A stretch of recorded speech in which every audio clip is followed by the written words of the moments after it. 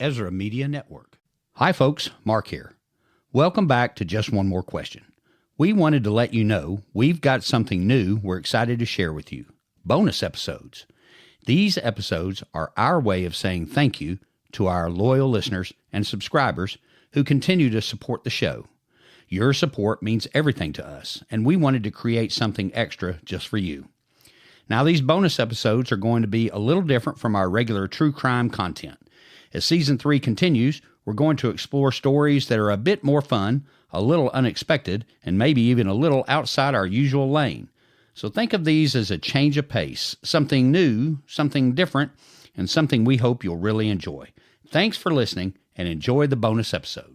This is Just One More Question. 11825, code 6, 105 North Avenue, 52.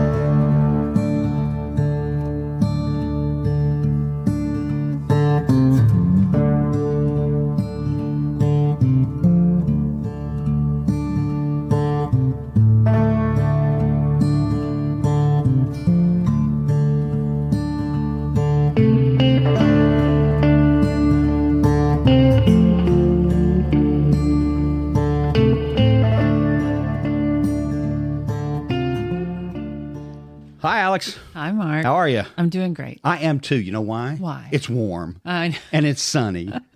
I hate the cold. I know. You just love good weather. I do. You should live in the Bahamas. I should. I think you should. Idea. I'm moving. Oh, no, you're not. Well, today, our guest is Mr. Jonathan Knight, and he is the author of a book that is entitled The Lincoln Kennedy Coincidences, Fact and Legend in the Assassinations. Jonathan Knight, welcome to Just One More Question. Well, thank you, Marc and Aleks. It is a pleasure to be here. Well, thank you. We are excited to have you on and to hear about your book. Why don't you tell our listeners a little bit about yourself? Yeah, so I've been a writer for, 25 years now, 25, 30 years. Just a little bit of time. A little time. Just a little bit of time. Good job. Written 11 books. This is my 11th book.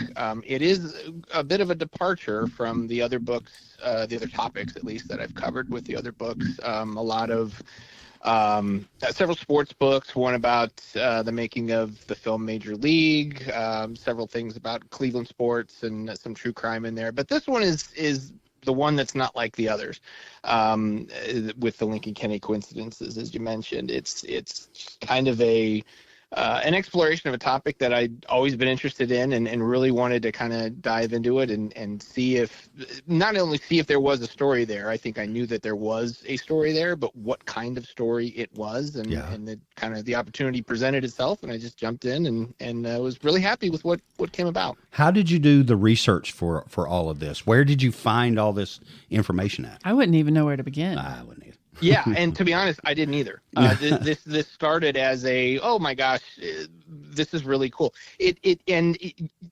Exactly as you mentioned at the start, like it started with, I think, most people's anchor point to this topic, if they have one, that there's a poster that lists out I think it's 18 different coincidences specifically between the assassinations, but also some similarities between Lincoln and Kennedy as people, as presidents. Right. That you typically see in like museum gift shops, like on a poster rack as you're going through, and it's still out there. In fact, within the book we get into that story of where that poster came from, who produces it, all of that, sort of an origin story there. But that was my entree into this topic, was sort of seeing this poster in a museum gift shop when I was 9, 10, 11 years old, whatever it was, and just being fascinated by it. Like, I knew next to nothing about these topics other than these were two presidents who had been assassinated. I had no idea that there were all these coincidences. I had no idea how mysterious and mystical some of these things were. Like, how could some of these things possibly be true? It turns out some of them were not. Yeah. As we'll get into. But that was one of the things, that was the first moment of kind of falling in love with this topic. And over time, just kind of always held to that. And just as I grew up and went through high school, college, so on and so forth, read books, wrote reports, all this sort of things on the men, the assassinations themselves, sort of individually. Always in the back of my mind was that sort of spark that connected these two things. And it ultimately even looking at it as an amateur historian, as a college student, whatever, you can say, well, that's kind of cool, but doesn't really mean anything, right? Like, it doesn't really go anywhere. And when the time came to like, oh, wow, that'd be kind of fun to explore this. Like, ideally, I would love to put a book together about this, because I think that'd be fun, but I don't know where, Alex, as you were saying, where would you start? Yeah. Where would you even go with this?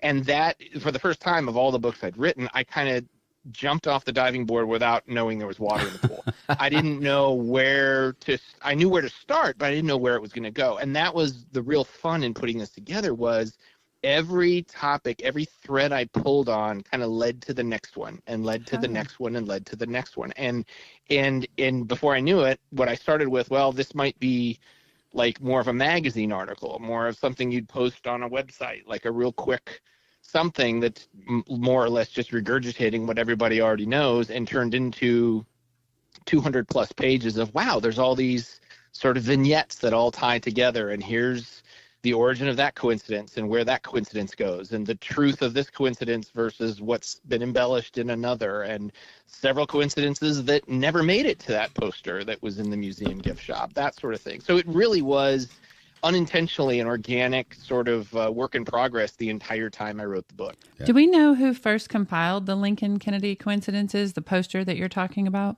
We do, and that's in one your of the book, early yeah. parts. It is one of the early parts of the book, and the quick summary is the poster itself is a company that produces all kinds of posters like this, and the hook of that poster, again, if you've ever been in a museum gift shop, no doubt you've seen these things. They have like the Declaration of Independence, the Constitution on this sort of I don't know what you would call it, sort of crinkly paper, like authentic type paper, like parchment in a way, to make it feel like, oh, this is really what it was. And it's not, it's artificially created, of course, you know, it's not, it's just to make it kind of that novelty of it. So there's a company that does that, and they do, I can't remember, like dozens and dozens of all kinds of documents and maps and those sort of things, and they sell them in museum gift shops. And this was one of them that came about in the late 60s and 70s, that this company picked up on these topics and created a poster, and that poster has been in circulation now for the better part of 50 years. The list itself gets in there. There's a chapter all about that. The list itself traces back to this fascinating guy by the name of Martin Gardner, who was a columnist and an author for Scientific American for years and years and years, just a next level genius, largely about like mathematics, more numerical. Yeah. And there's a hint of that as we get into the book. Like you can see some of that, like some of the cadences and some of the stuff about the coincidences does lend itself to a more numerical, mathematical tone. But that was his bailiwick. And he was just a genius, just an amazing genius. And he, in the weeks after the assassination, he just kind of started noticing these little things. And he had friends who noticed other things, and he just started kind of compiling this list. Now, he never really published it because, you know, in the year or two after the assassination, they're like, yeah, that's maybe poor taste. Like, we're not going to really celebrate this, but too soon. And so but nevertheless, this list started to kind of circulate, and just friends would pass it to friends, and eventually it made it into the corridors of Washington and New York and law offices and political offices, whatever. It wound up getting a mention in like Time and Newsweek. Both kind of picked up on it and just kind of mentioned it casually a year or two later, and we were sort of off to the races. So it happened organically. It was never meant as oh my gosh, this is proof of another dimension. It was just like, hey, isn't this fun? And people just kind of picked it up and ran with it. Yeah. Do us this. Give us a taste of these coincidences, and then I've got some follow-up things on that, but just for our audience so that they know exactly what you're talking about. Oh, for sure. So like some of them are, and we'll stick with the ones that are undoubtedly true. Like I said, there are some that are embellished a little bit, or some that we won't even say embellished as much as like some key details are maybe glossed over to make it sound better. But like some of them are both were slain on a Friday before a holiday with their wives. That's like, oh, that's interesting. Both were shot from behind in the head. And it's like, okay, that's kind of interesting, whatever. Others get it a little more like when you talk about Andrew Johnson, the vice president, Lincoln's vice president who replaced him, and Lyndon Johnson, both have the same last name. Both Andrew Johnson was born in 1808, Lyndon Johnson in 1908. John Wilkes Booth, and here's an example of one that not embellished but was actually mistaken. The same type of coincidence was attributed to John Wilkes Booth, Lincoln's assassin, and Lee Harvey Oswald, Kennedy's assassin, that Booth was born in 1839 and Oswald was born in 1939. For a long time, that was thought to be true, and it actually isn't true. It turned out later that that Booth was actually born in 1838, so that wasn't as much embellished or erroneously reported as much as it was just history corrected that mistake. And some of them are, and a couple of others that one that gets a lot of play that actually is, again, partially true, is that Lincoln had a secretary named Kennedy who advised him not to go to the theater. Kennedy had a secretary named Lincoln who advised him not to go to Dallas.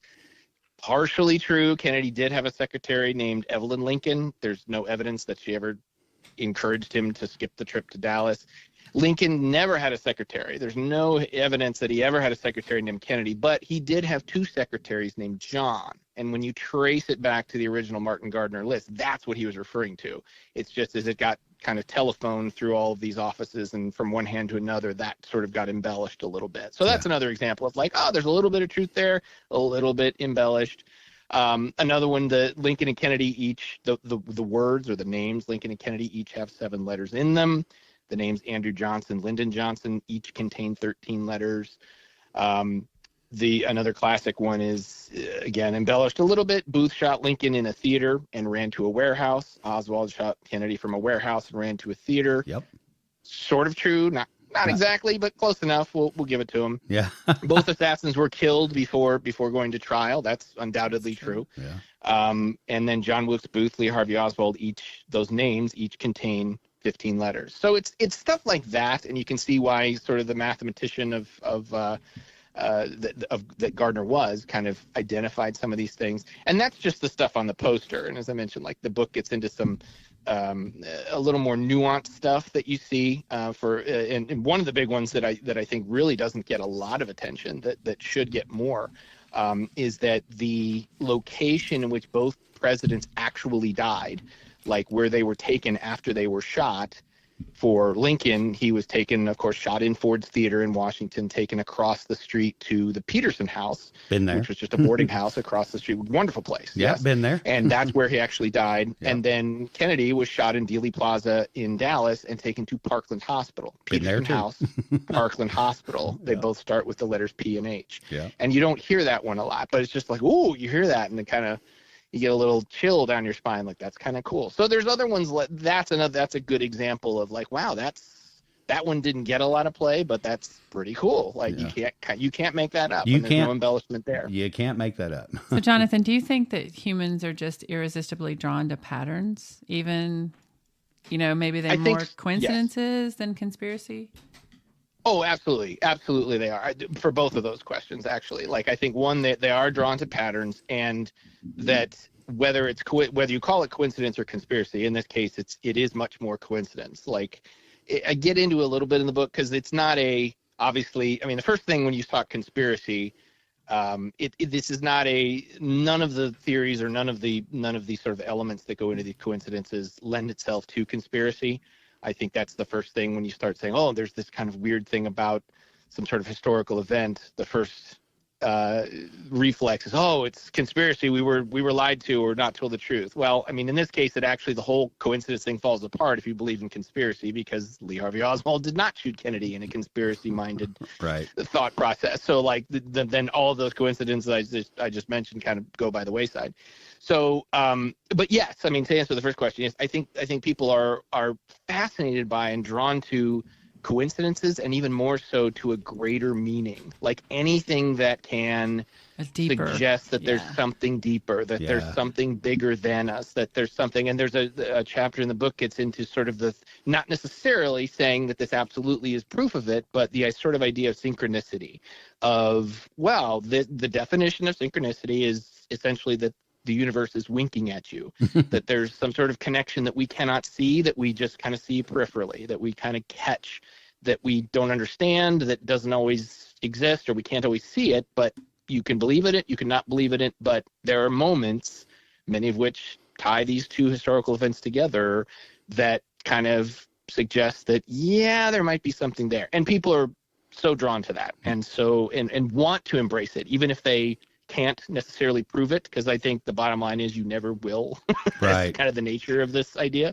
You're never going to be able to prove it, but I think people are fascinated by it and drawn to it. Yeah, I remember a Saturday Night Live skit years and years, early Saturday Night Live. They were talking about this kind of stuff, and they had this guy on there. He said, well, Lauren Green, Greenland. I'll never forget that. Yes. But, the thing about the synchronicity and the universe, I have found that the universe likes to hit me with a hammer. It doesn't just wink at me. It likes to hit me with a hammer. I just thought I'd throw that out there. What is one? All right, let's do one and one. What is the one of these coincidences, and I don't know what we're going to call them, that is absolutely rock solid that most people don't know? And then what is one that people may know, which is absolutely incorrect? And you can take those for 200, Alex. Go ahead. You're right. The Daily Double. Yes. So I think, the first, I mentioned the PH one, the Parkland Hospital and Peterson House. That's, if not the top of the list, that's certainly one of them in terms of that I think a lot of people don't know or don't necessarily pay attention to. Yeah. I think another big one similar to that is the very, very similar stories of the two buildings that we associate with the assassinations. Okay. That being Ford's Theater and the what at the time was called the Texas School Book Depository there in Dallas, where Oswald shot from. And just the fascinatingly similar tales of these two buildings that were just, there's nothing of note about them other than this one historical, or in each case, one historical event. But they are so, the buildings themselves were destroyed by sort of natural disasters not long after they were originally built. Yeah. One by fire, one by lightning, was literally struck by lightning and burned to the ground. Which one was that? That was what became the Texas School Book Depository. At the time, it was literally a tractor showroom, basically, in the early 20th century. Okay. And was that for several years. And that's another thread between the two. Like they went through being several very, very different things before they wound up becoming the type of building they were at the moment of history. So the Texas School Book Depository was essentially a tractor store. It was a grocery warehouse for a while, before eventually becoming, just a few months, honestly, before the assassination, a miniature Amazon.com, for lack of a better term. The Texas School Book Depository was literally a warehouse for school books. School districts around the state of Texas would order books, and they'd send books to them to use in classrooms. Yeah. But it had been in existence for well over 60 years prior to that, but it's forever cemented as the Texas School Book Depository. Ford's Theater was built and used as a church initially, and burned to the ground, eventually became a theater, and even after the assassination was used in several different things. So those two similarities are fascinating between those two, the histories of those two buildings. Not unlike, and it kind of rhymes, a lot of these things tend to rhyme, not unlike the sagas or the eventual stories of the two couples that were with Lincoln and Kennedy and their respective wives at the time of the assassination. So for Lincoln, it was Henry Rathbone and Clara Harris, an engaged couple that were I forget what the number was, but something like 7 other people had turned down invitations to go to the theater with the Lincolns that night, and they were the last gasp. If they didn't go, if they didn't accept the invitation, the Lincolns were going to cancel. Yeah. And they just said, sure, we'll go. And then John Connally and his wife Nellie, who the governor of Texas at the time in the early 60s, both of them were right next to the president when they were shot. Which in and of itself is rare, because that rarely do you see a president traveling around or out in public with his wife and just another couple. There might be an entourage, but that in itself, in both time periods, the 1860s and the 1960s, was fairly unusual. So that alone is noteworthy. But then that both of them both Henry Rathbone and John Connolly were both injured in the assassination attempt themselves. Rathbone was stabbed very, very severely by John Wilkes Booth on his escape attempt out of the box at Ford's Theater. John Connolly was hit by a bullet and very nearly died himself on the way to the hospital. So those similarities, and then just sort of the after effects. The tragedy of Henry Rathbone, eventually, like the guilt and sort of the PTSD of having been there and not stopping the assassination. It just ravaged him mentally, and he eventually was committed to an asylum. He killed his wife. He killed Claire Harris later in his life. It was, and that's a story not many people know. No. And he was institutionalized. He was just burdened by this his entire life. Wow. John Connolly, not quite as tragic as that, but was obviously carried that with him his entire life. Was always known as, yep, you were the guy in the car. You were that guy. You were that guy. And so those are just the top of the list. There are many, many more, but those are the handful that I think a lot of people don't necessarily know, or know a little bit, but not quite as much as there is to really appreciate there. Okay, I got to say something, Aleks. Okay. I love when we have a guest on that knows what they're talking about. I know, right? Because you surprised us. Oh my gosh. It's like every little beat. Well done, sir. Well done. Well, thank you. It's very interesting. It's just to hear you rattle off this stuff off the top of your head. Excellent. Go ahead, Aleks. Now, is there one coincidence that made you just go, now, wait a minute, that's unsettling? Yes. Okay. And it tying back to the tail end of the previous question, it almost certainly is not true. But it's still there. Okay. It still hangs out there. It's still there. So we'll throw it out there. And here's another one that I think, again, people know a little bit about this, but not nearly as much as there is to probably know. And that being in other words, it's known by several things, but it's probably most common blanket term is the curse of Tippecanoe, which, putting in simpler terms, if you look at, and this part is undeniably true, if you look starting in 1840 through 1960, every single president that was elected in a year that ended in 0 died in office from 1840 to 1960. Okay. So again, undeniably true. Like we cannot deny that is true. It is 7 or 8, whatever that number is, from William Henry Harrison through John Kennedy. Okay. And there is a story that goes with that, without getting too into the weeds, goes back to a Native American curse, supposedly, allegedly, almost certainly not true, that goes back to William Henry Harrison, who was given the nickname of Tippecanoe because of his heroics in helping America conquer the frontier, winning the Battle of Tippecanoe in the early 19th century. So insert this was his spooky legacy. Music here, right? Is that what we're correct? This is where the spooky part begins. So in his, we'll call them heroics. I don't know what you want to call them, depending on your point of view. But in doing what he did, obviously he drew the ire of many Native Americans and did some sort of not great things. And the story evolved that one of the sort of powerful Native American leaders that really had a distaste for this gentleman put a curse on him several years later, and basically said that, yes, this guy is going to become president, but he's going to die short. William Harrison, the shortest term of any president. This is this old story of he gave a inaugural address in the cold on a cold, rainy day in Washington, and died of pneumonia several weeks later into his term because he was outside giving a speech without a coat. That in and of itself is almost certainly not true.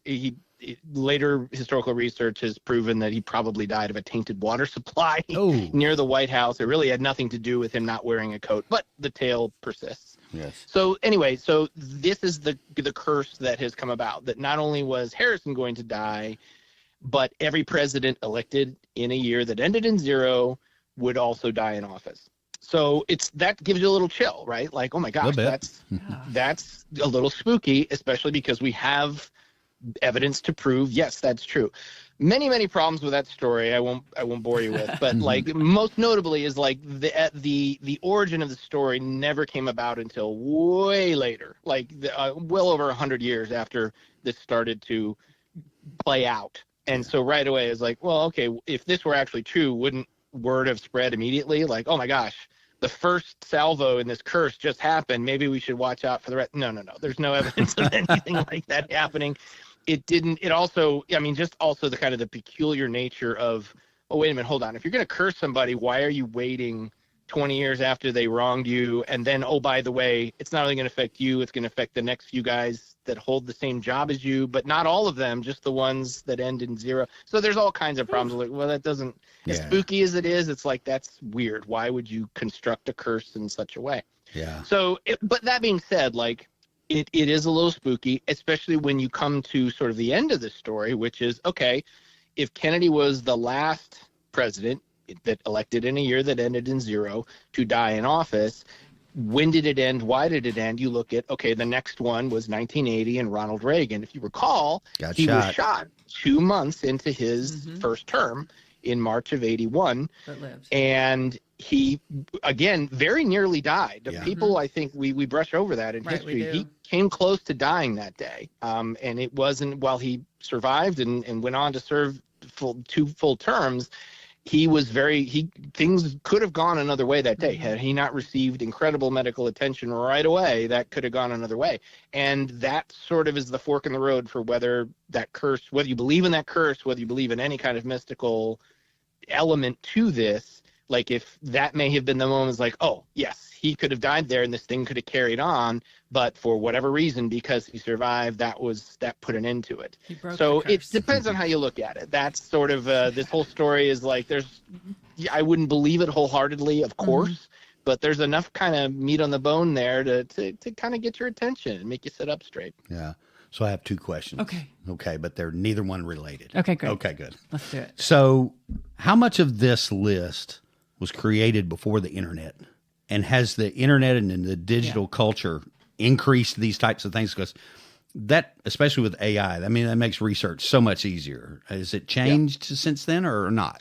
The funny thing is, all of it, pretty much all of it, I don't know that any new theories or any new additions to either the original list on that poster or even just like conversationally, anyone who's using that as a starting point. I don't know that there have been any new discoveries or additions to that list since the internet, which is incredible because of everything you just said. That's exactly right. The internet is used for any number of goofball things, and this seems to feed that beast, right? Like a lot of, whether it's conspiracy, whether it's, as we said before, like trying to find substance or trying to find connection where there is none, the internet is the gasoline that fuels that engine, right? Like we see that all the time. But that being said, because we don't see the internet fueling this thing, it sort of speaks to the nature of the list sort of being kind of substantial in the first place. Like the internet hasn't added to it. It hasn't taken it away. Everything that existed as part of this list 50 or 60 years ago is still there. We haven't discovered anything new. We haven't necessarily disproven anything that wasn't disproven prior to the internet. So that's pretty powerful. I mean, this is not, it underscores again, this is not just sort of a fringe, some sort of weird people on the dark web finding this weird stuff or making stuff up and trying to make it true. That being said, there are folks who have taken it or tried to take it maybe to the next level. I've seen some things where it's like, okay, now let's put side-by-side pictures or lay photos on top of each other of Lincoln's Secretary of State and Kennedy's Secretary of State. Look how the eyes and the nose align. And it's like, okay, now we're getting into Goofy Town. Like this is really, this has gone to a strange place that we don't want to visit. But that, other than that, and which you can pretty easily dismiss, it pretty much is just, if anything, you just see folks like commenting like, holy cow, I had no idea that this existed, or it was this substantial, that it ran the spectrum as much as it did. So I think that while the internet has not, I think it has been a topic of conversation on the internet. It certainly is not a child of the internet. Yeah. You know, I have a theory on this kind of stuff. I'm going to give you my theory out. All right. So there are individuals that love conspiracies. Always. Because, yes, for sure. Because the truth is boring. Oh, yeah. Yeah. You know, yes. it's boring. But Precisely. this kind of stuff, you know, it's like, I hate to say what I'm about to say. Okay. The Pizzagate thing with Right. QAnon and all that Right. stuff. People, We want to connect the dots. I've got someone in my life, and I won't say who it is, who all day, every day, sits at a computer and connects. going down rabbit holes Okay. about this kind of Right. stuff. But I think QAnon you can stuff. find it if you're looking for it. Oh, like yeah. if you're definitely, Oh, and that's for where sure. I wonder why Lincoln and why Kennedy. Do you know what I mean? I understand some of them just started to probably immediately overlap, but it's like, why couldn't it have been another president? Yeah. You know, that ended in zero. It's just, I don't know. Maybe the guy from Scientific, whatever it was, America, that's Yeah. what he liked to do. But you know what? When you mentioned that that's who wrote these things out maybe early on, it fits his mathematical type Pattern. pattern. Yeah. And to be fair, he was very much a critic of kind of fringe science. Oh, I and bet. this goofy kind of stuff. Like he was, as much as he had fun with it and wanted to encourage people to ask questions and look for patterns and things, he was still not about like fortune telling and this sort of thing. Like he was very, very much based in fact. Like he would disprove fringe theories and it was like everything he touted was based in fact, was based in math, was based in numbers, and everything is in his involvement in this topic was. So yes, very much. Like he was very much a warrior against everything you're talking about. Just people just kind of spewing conspiracy nonsense on the internet and social media. Yeah. And Jonathan, you jumped into this not really knowing where you were going to start. So what surprised you most while you were researching this book? Is there anything that just stood out to you? Could be coincidence. Just how much. Yeah. How much there was. In Okay. addition to some of the coincidences that I didn't know about or didn't know much about, just how many stories there were and how many stories off stories, because that was kind of the fun part of it. So once I kind of would, as I said, started pulling on the thread and would find one topic that led to another, just how many people I talked to, how many stories I found, how many places I discovered, how many things that I had no idea that either existed or were as interesting as they turned out to be, that you could fill a book with it. Because as I said, like I didn't think there would be enough at the beginning. I was not sure. In fact, was pretty sure there was not going to be enough here to actually to put a book together.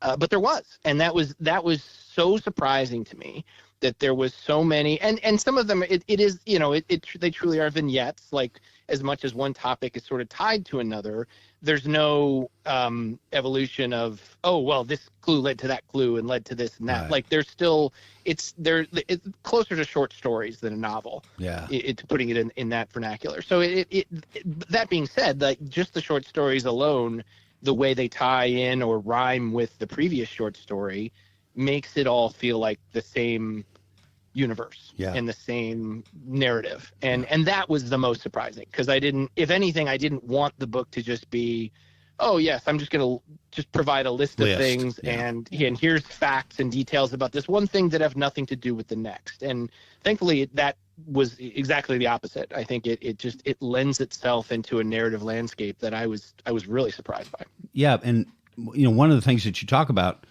is that there's so much history behind each of these little vignettes, as we'll call them. You know, the history about the school book depository, about Ford's Theater, about the different things and places.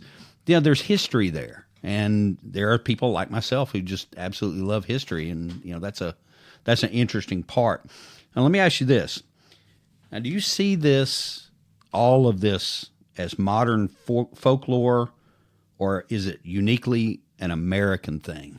That's a great question. I lean toward uniquely American. I think we are a little more prone to that. That being said, leaning back into the sort of serendipitous or the synchronicity element to it, one of the, we won't call them fringe theories, we'll call them a theory. One of the theories that folks have sort of posited over the years is, well, Kennedy and Lincoln, this is like a reincarnation thing. Kennedy was Lincoln reincarnated, which is like, okay, that'll take some time to unpack that. But, and I think that in and of itself, I think that sort of spotlights a different type of definition of the word in America, for example, than in the rest of the world. Like reincarnation is not just like a Freaky Friday switcheroo. It's not like, oh my God, I wake up and now I'm Kennedy and I was Lincoln and now I'm this. It's not that. Like it's a much more elegant and beautiful idea that is much more prevalent in like Asia, for example. The one, and I get into it in the book, the one, rather than sort of a switcheroo comedy, if people need, Americans specifically, need something to kind of cling to as a better idea of what reincarnation really is, there's a movie that came out, maybe 15 years ago now, called A Dog's Journey. That is about a dog, basically the same spirit, whatever you want to call it, of a dog sort of coming back as a different dogs multiple times over the course of a movie, and at the end of the movie winds up with its same owner many years later as a different dog. It's a sweet little movie, but that's a better idea of what reincarnation is than, oh my God, now I'm this guy. You don't even know it necessarily. It's an idea. We can't prove one way or another, but it's a much more accepted idea and a less, whether comic or fringe idea, like in Asia, like it's more of the idea of like when your spirit leaves your body, it comes back in another body. It does not know that, but it also at the same time, part of the deal is, well, if you're reincarnated, even though you as your new identity does not know that, you also wind up facing a lot of the same challenges as in your previous life and try to grow from them.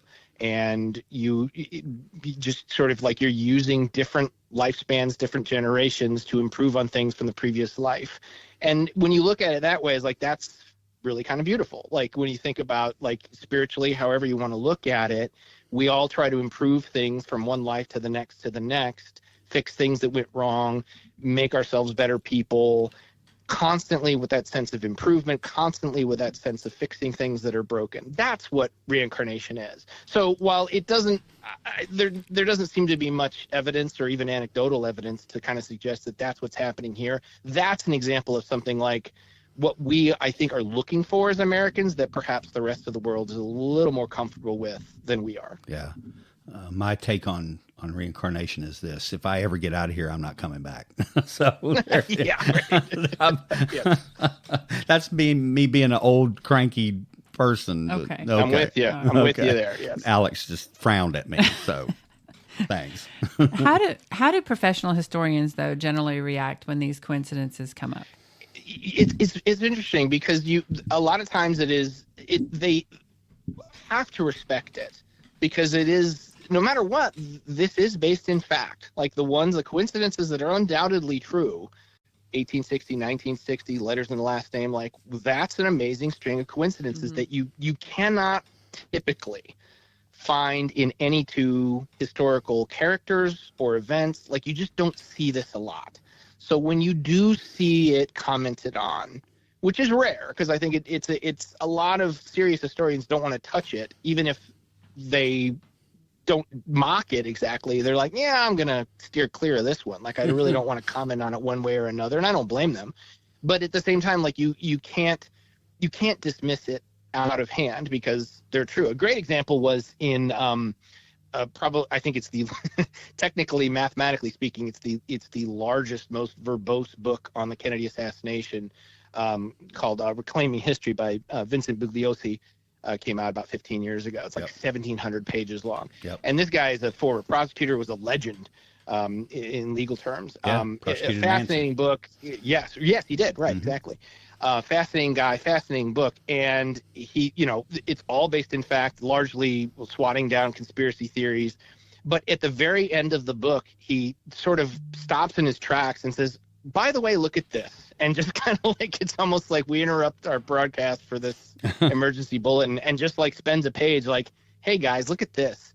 And it's like, I don't know what it means and I can't dismiss it, but you gotta respect it. And then just moves on. It's really kind of funny. I like that. 1,700 pages in that one page. And that's, I think that's pretty common. I think most historians kind of look at it that way is not sure what to do with this, that's cool. But it leads nowhere except for, this one knucklehead who wrote a book about it. It really leads nowhere. We can't really prove anything from it. We don't know what to do with it, but here it is. enjoy it and move on. So let me. And to be honest, that's actually where the kernel of the idea of trying to turn it into a story started for me. In addition to sort of seeing the poster as a kid, ultimately I tried to write this thing over 20 years ago. I thought, oh, this would be a great novel, and I tried to put it together as a fictional story of someone, basically a college professor, tucks into this and notices all these coincidences, much in the same way that we do as people do now. But the twist is, the fictional twist was that he then started to see patterns between the current fictional, in their world, fictional president, indicating that, wait a minute, if all these coincidences between Lincoln and Kennedy, he recognized the same coincidences between James Garfield, real American president who was assassinated, and this fictional president in the story, and sort of was on the thread of oh my gosh, this is like a warning system. We can predict when this current fictional president is going to be killed based on coincidences between him and Garfield that mirror the coincidences between Lincoln and Kennedy. So I tried to work that out for several years, and what it came down to is the story itself didn't quite come together, but the hook was always there, and the hook was the reality. It was much more interesting than nonfiction. What we knew was true about Lincoln and Kennedy was always more interesting than sort of the speculative idea of trying to turn this into a fictional story. The nonfiction was more interesting. Yeah. All right, let me ask you this. If you had to pick one coincidence to tell at a campfire, which one would get the biggest reaction? Wow. I mean, I think that the Curse of Tippecanoe story, I think, is in and of itself pretty much a ghost story. It's pretty much a campfire story. Even though, like we said, it gives you goosebumps. Even though, admittedly, it's not quite true. We know that. I think if we wanted to stick more to what we do know is true, one of the stories that I think will send a shiver down your spine is that Abraham Lincoln basically had a premonition of his own death. Yep. Which is a fairly well-known story at this point, that he had a dream not long before he was assassinated, that he woke up from his bed, walked down the stairs of the White House into the East Room, and saw a huge coffin there and a bunch of people lined up around it crying. And he asked someone standing by, he's like, what's going on? What happened? He's like, oh, it's the president. He was shot by an assassin. Oh. And this is true. He told folks he had this dream. Now, whether or not it's a premonition, who knows? What I find interesting is, okay, if you really want to tuck into that, let's pretend for a second Lincoln wasn't foreseeing his own death. What if he was foreseeing Kennedy's? What if we look at it that way? That's a little bit of a chill. That. Yeah. So it's what if we think of it that way? Again, no, nothing to suggest that's true. Right. But if you want to play with that, you can play with that. So that's a pretty good one as well. Yeah, I like that. What do you want the readers to take away from your book when they read it? Yeah, if they have one thing that they take away. I think if nothing else, I hope that they look at it. First of all, that they take it with the right. With the right intention. As we mentioned, it's not promoting any conspiracy theories. It's certainly not endorsing the idea of, oh yes, there are multiple dimensions and there's wormholes and all of this. That's not the point. I think it's there if you want it. If you want to look at it through that lens and use it that way, you're welcome to do that. I think if nothing else, first and foremost, to kind of have fun with it in a way, look, there's all kinds of kernels of history. There's a lot more to history than just names and dates. Mm-hmm. There are great stories. I mean, that's whether it doesn't have to be as boring as some of the stuff we did in school. I think there's some great stories, some great human stories. And sometimes there are things that we cannot explain. And in some ways we shouldn't try to explain. We don't want to know this. We don't necessarily want to know whether or not this is proof of anything, because that would, in a weird way, take the fun out of it. Right. We don't, that takes the mysticism out of it. So I think it's taking with the right point of view, with the right mentality, but also the idea of looking up at the sky and what you see in the clouds. I'm not going to dismiss what you see in the clouds. If you see a dog in that cloud, great. I don't see a dog. I see a bus. and the guy next to me may not see anything at all. Like, I'm not going to dismiss you for what you see in the clouds. And I hope that you don't try to dismiss what I see in the clouds. I think that's the spirit of the whole thing. If you want to see something there, great. If you see absolutely nothing there and this is garbage to you, that's cool too. Like, I think that's just, but at the same time, like the overarching umbrella of this whole thing is like, there are definitely things there. We can all agree there are clouds. Whether or not it's a dog or a bus or a nothing, that's up to each individual. Now, you've written 11 books. So what's next for you? Are you going to do another deep dive into American history or something like this American historical folklore? What you doing? Possibly. Okay. Yeah. I mean, 11 books are a lot, though. Well, it is right. But that's the thing is that, you're always looking at the next one, because that's the question I ask myself all the time. So I haven't dabbled into fiction as much as I probably should. So I may try and do that and try and dip my toes into that water again. So that's probably what's next. And who knows? Yeah. I mean, the Lincoln Kennedy thing, as I mentioned, like, it started out as one thing and turned into something very, very different. And I love it for it. Like, I'm glad I went down sort of the rabbit hole of trying one thing that didn't work and then jumping off the diving board, and luckily there was water underneath and it turned out okay. So I think that's as much as we like to have everything plotted out and know exactly what's going to come next and how this next book is going to take form. I think it's there's a lesson there. Just like, you know what, sometimes you just need to jump and just see where you land and go from there. And how can our listeners find you?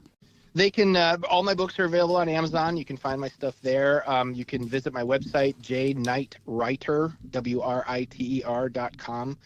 You can catch me there and see some excerpts, and you can order stuff and see what events I've got coming up.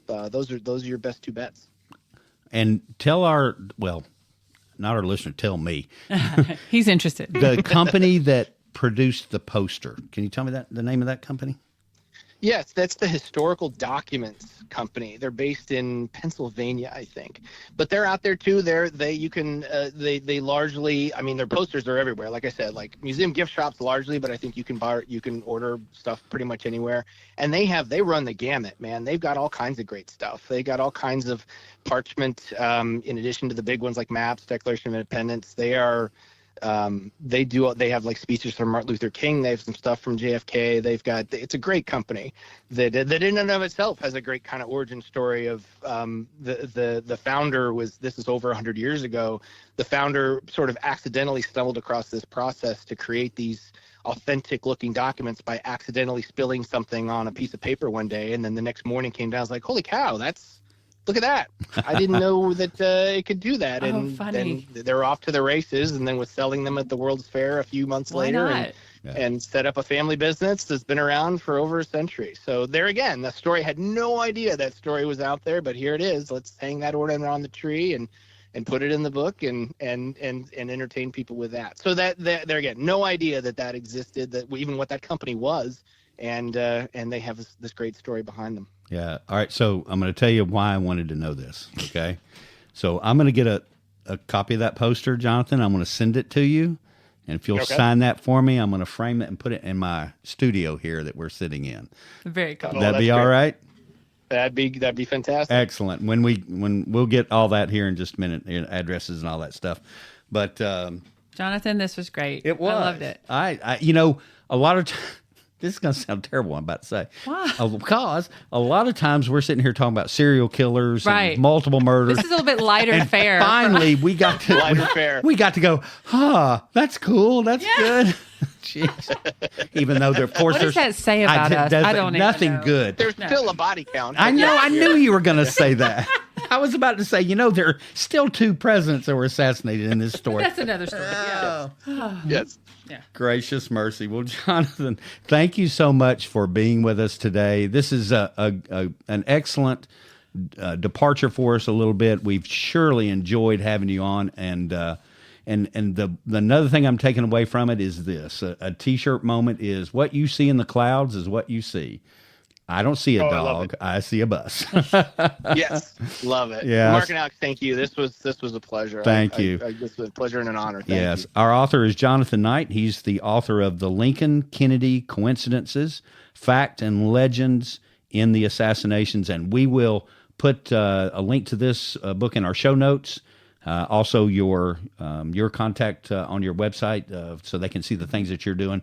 Good luck on the next book, and thank you so much for being with us today. Oh, thank you both. This was great. All right. And with that, bye, Aleks. Bye, Mark. If you like what we do, rate and review the show on Apple Podcasts or wherever you listen. Every positive review helps new listeners find the show. Send us your questions about the books or cases we profile to ezramedia.net. The executive producers of Just One More Question are Mark Veazey and Aleks Litz. Our music is by Desane. We're your hosts, Mark Veazey and Aleks Litz, and this has been Just One More Question.